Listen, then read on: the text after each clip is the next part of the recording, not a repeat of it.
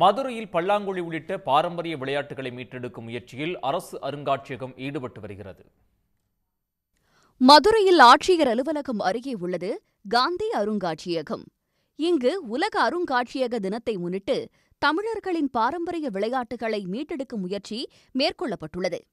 அதன்படி பல்லாங்குழி மட்டுமல்லாது தட்டாங்கல், தாயம், கிட்டிப்புல் உள்ளிட்ட போட்டிகளை நடத்த முடிவு செய்திருக்கிறார்கள். பாரம்பரிய விளையாட்டுகளையும் நாம் மீட்டுருவாக்கம் செய்யப்பட வேண்டும்.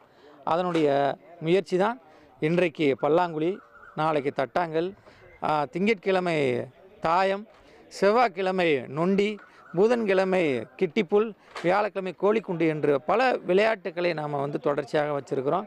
இந்த விளையாட்டுகள் ஒவ்வொன்றும் அறிவியல் தொழில்நுட்பத்துடன் கூடிய ஒரு கணித முறைப்புடன் கூடிய உடலுக்கு ஆரோக்கியத்துடன் கூடிய ஒரு விளையாட்டாகும்.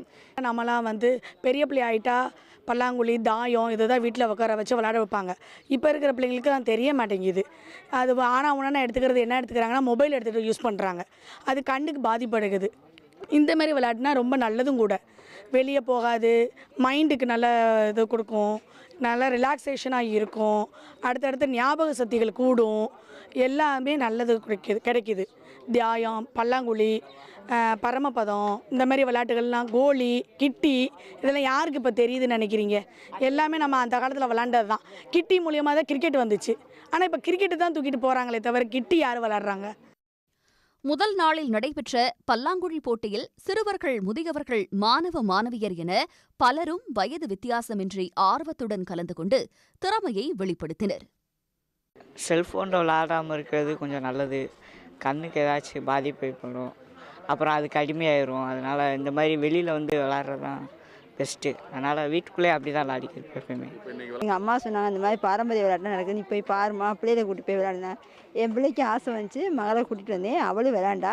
அதே மாதிரி நானும் விளையாண்டேன். நான் விளையாண்டு இந்த 10 வருஷம் அது பிள்ளையை கற்றுக்கணும், ஒரு மூளைக்கு நல்ல வளர்ச்சி. அந்த காலத்து விளையாட்டு யாரும் இந்த இதில் விளையாண்டதில்லை. இனிமேலும் நம்ம கற்றுக் கொடுப்போங்கிறக்காண்டி இந்த 2024 பிள்ளைகளை கூட்டு வந்து இந்த மாதிரி விளையாட்டெல்லாம் கற்றுக்கட்டும்னு சொல்லிட்டு நான் கூட்டிகிட்டு வந்தேன். 3 சுற்றுகளாக நடத்தப்பட்ட போட்டியில் முதல் 3 இடங்களை பிடித்தவர்களுக்கு விருது மற்றும் பாராட்டு சான்றிதழ் வழங்கி அமைப்பு குழுவினர் கௌரவித்தனர். பல்லாங்குழி போட்டியினை தொடர்ந்து வருகின்ற 16ஆம் தேதி வரை தட்டாங்கல், தாயம், கிட்டிப்புல், கோலிகுண்டு ஆகிய போட்டிகள் அரசு அருங்காட்சியக வளாகத்தில் காலை 10 மணி முதல் மதியம் வரை நடைபெற இருப்பதாக அருங்காட்சியகம் தரப்பில் தெரிவிக்கப்பட்டுள்ளது. உடனுக்குடன் செய்திகளை தெரிந்து கொள்ள சன் நியூஸ் பெல் ஐகானை கிளிக் பண்ணுங்க.